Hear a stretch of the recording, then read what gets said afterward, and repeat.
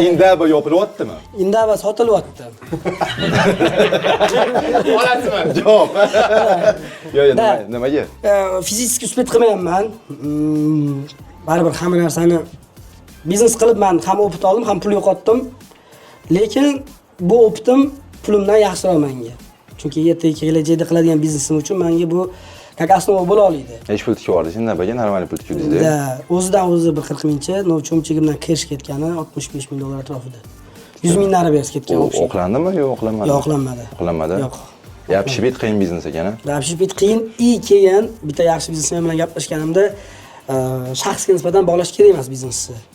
Chunki bizning ijodimiz qanaqa ketsa, o'ttiga savdo ham shunga ta'sir bo'ladi. Bizning ijodimiz tushsa, o'ttiga savdo ham tushadi. Odamlar ko'proq bizga awarenessda content bo'yicha-da.